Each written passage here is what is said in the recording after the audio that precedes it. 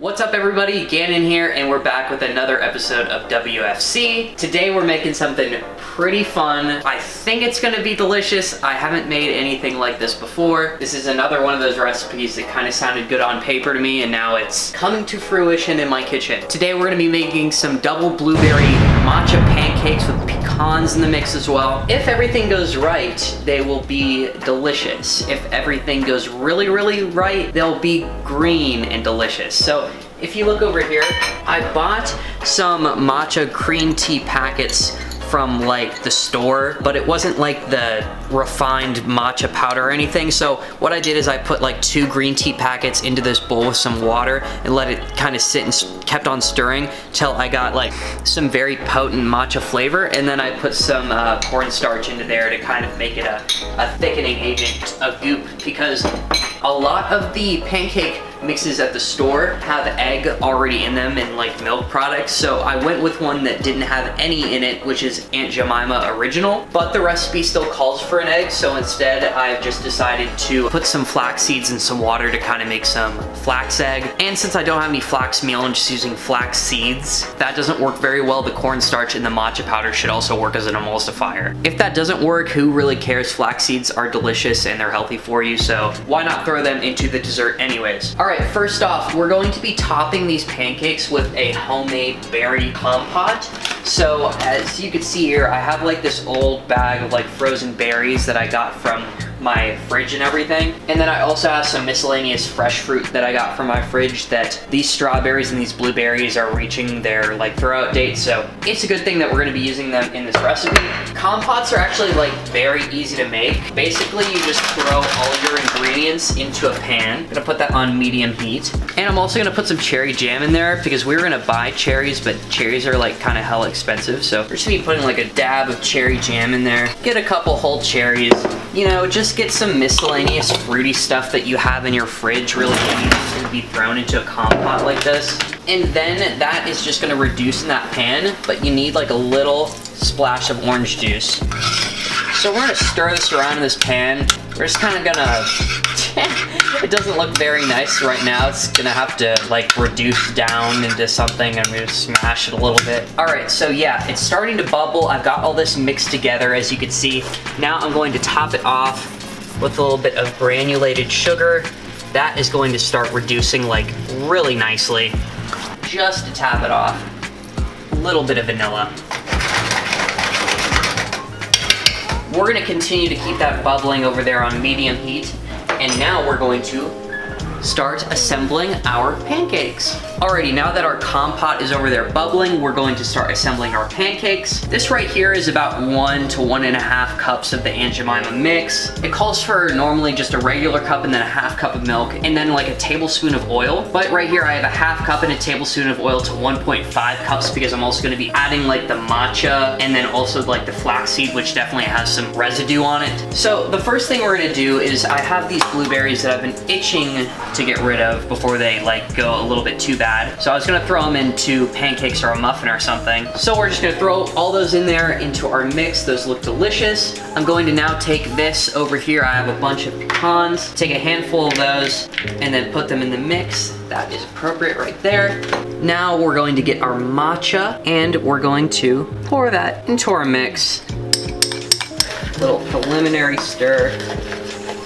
Now we're gonna pour in the rest of our wet ingredients, which is almond milk and then also a tablespoon of oil. And we're also gonna get our flax seeds in here too while we're at it. And we're gonna start stirring this all together. See, that's starting to get really dry and doughy, so now I definitely know I need some more almond milk. So add in probably like another half cup right there. Compote over here needs a stir. Look at that. Look how much better and nicer smelling that is already. That looks like a real compote. You just smell the pineapples, the cherry, the blueberries, the blackberries, the strawberries. That is starting to come to fruition excellently. I'm gonna put that down between a medium and a simmer now because we really do not want to overheat that. Alrighty, now I have my pancake mix. I'm just gonna dabble it off with a little bit more almond milk. Alrighty, now I'm going to add in a splash of vanilla for flavor, sprinkle the whole top in cinnamon, and then very, very, very delicately. Splash of nutmeg, that's all you need. Nutmeg is a very nice, refined, and strong flavor to use in pancakes, bread puddings, baked goods, and stuff like that, but you do not want to put a lot of it in here at all. All right, now that is our mix, and after putting everything together, I could tell you that I'm definitely going to need to add in one more matcha packet. This one is going to be without cornstarch, so it's really green. I'm gonna try to get that green color, and obviously, I also think that this could probably smell a little bit more like matcha. But before that, I'm going to show you, this right here is basically, this is just gonna keep going, but this is basically a finished compote over here. So yeah, any base to a compote really is just like any fruit you want, and then also like a tablespoon of orange juice, and then some granulated sugar on top. And if you'd like, add in a little bit of vanilla. I like to add in vanilla to just about everything. Compote right there, you could put that on, that's fine. I'm just gonna keep on simmering it until we plate the pancakes, but we're gonna do a little cut right now while I go and prepare the matcha. So I'm gonna have to see you guys in just a moment after I get all that matcha prepared, and then we are going to make our pancakes, top them off with this delicious mixed berry and pineapple compote, and I just know they're going to be absolutely delicious. All right, we're back. I have a little bit more matcha in here. The whole reason that I have this debacle is because we actually didn't buy like real refined matcha. We just went and bought like these green tea packets here, which is like green tea leaves plus matcha. So now I've learned that matcha is just like the refined, nice Japanese powder, which would probably make this whole process a lot easier. But that was like $15 in the international food section, who's trying to do that? So I'm gonna add the rest of our green refined like matcha into the pancake batter right there. Alrighty, now we're gonna stir this around. And wow, that's actually starting to look green. Whoa, poggers. That's a little bit green right there. If you'd like something that actually is like, looks green, these kind of have a green tint to it. If you want something that looks green, I imagine you're gonna have to use the Japanese like refined powder, or you're going to have to like do some food coloring. This has a nice, lovely, natural green tint that I'm quite pleased with at this point. So this is going to be our pancake batter, guys. Alrighty guys, now I haven't made pancakes in a while, so I don't know how good I am going to be at this, but we're just gonna attempt. There's like one. I'm only gonna try to make like 2 at a time or something. This said it made like 10 pancakes like with the 1 cup. That's a fucking lie. Like there's no possible way you could make 10 pancakes with that 1 cup. That is 100% cap. No way. All right, now I'm not a scientist or anything, but I'm pretty sure I just have to keep these cakes over here in this pan, kind of let them keep on going until they start bubbling up in the middle.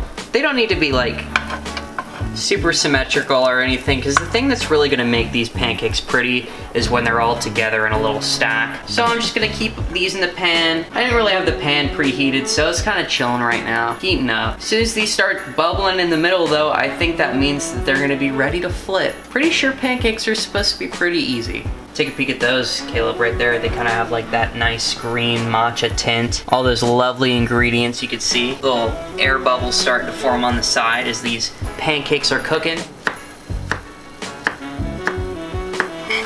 I think I'm gonna flip this one and see how it looks. Woo! A little bit brown. There we are. Those look pretty. Those look really pretty and rustic and nice. I'm quite pleased with those, honestly. I think I'm going to make 4 pancakes to a stack today. Alrighty, now these pancakes are done. We're gonna put them right smack dab in the middle of the plate. Clean that a little bit nice for presentation's sake. And we're going to another one down. But yeah, guys, I'm gonna cook these 2 other pancakes. We're gonna plop them down with the rest of the pancakes, and we're gonna assemble everything together. I'm gonna show you just how to do that right after these are done. Ready? And then there is the last flapjack. So we now have ourselves a nice, beautiful stack of pancakes. Alrighty guys, now I'm just gonna do like some fancy shit over here. Lay these bananas around, put a little bit on top as well, because we all love those. Nanas. We're gonna come over here now to this mixed berry compote with those pineapples. Wow! Wow! You can't even argue with me. That does definitely look like a winner right there. Going to get into my bag of powdered sugar.